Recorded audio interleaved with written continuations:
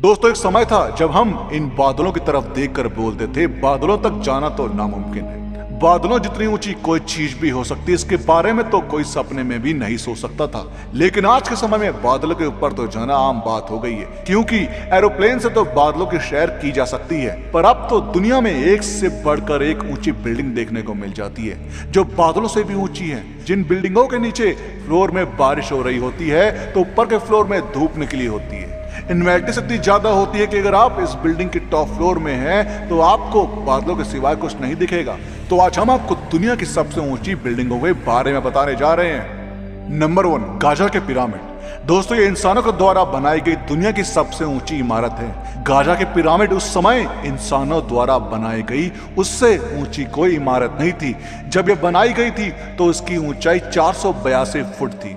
ये लगभग 4000 सालों तक दुनिया की सबसे ऊंची इमारत थी। इसके बाद इंसान थोड़ा मॉडर्न हुआ और इससे भी ऊंची बिल्डिंग बनाने का फैसला लिया। Number 2, Philadelphia city hall. दोस्तों, इस दुनिया की सबसे ऊंची बिल्डिंग 1872 में अमेरिका में बनाई गई थी, जिसका नाम फिलाडेल्फिया सिटी हॉल था। इस बिल्डिंग की ऊंचाई 548 फुट थी, जो गाजा के पिरामिड से केवल 84 फुट ऊंची थी।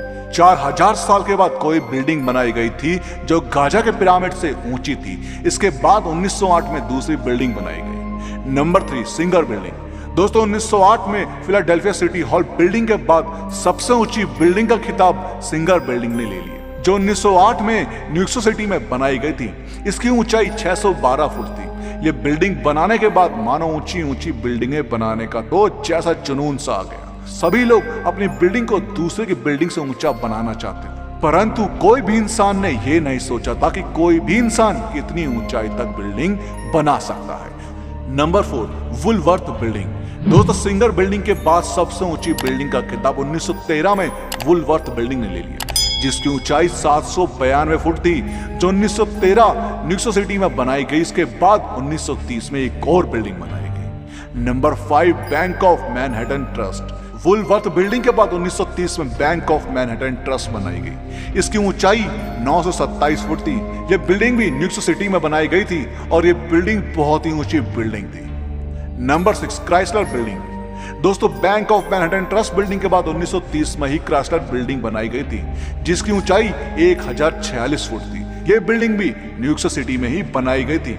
Number 7, Empire State building. दोस्तों, क्राइसलर बिल्डिंग के बाद 1931 में एक और नई एम्पायर स्टेट बिल्डिंग बनाई गई थी। यह बिल्डिंग भी न्यूयॉर्क सिटी में ही बनाई गई थी, जिसकी लंबाई 1250 फुट थी। और इसके बाद एक और नई बिल्डिंग बहुत दिनों के बाद सबसे ऊंची और लास्ट बिल्डिंग बनाई गई। Number 8, World Trade Center. Empire State building के बाद 1971 में वर्ल्ड ट्रेड सेंटर बनाई गई थी। इस बिल्डिंग की ऊंचाई 1368 फुट थी। 1971 में न्यूयॉर्क सिटी की लास्ट बिल्डिंग जो दुनिया में सबसे ऊंची बिल्डिंग में शामिल हो गया। Number 9, Sears tower.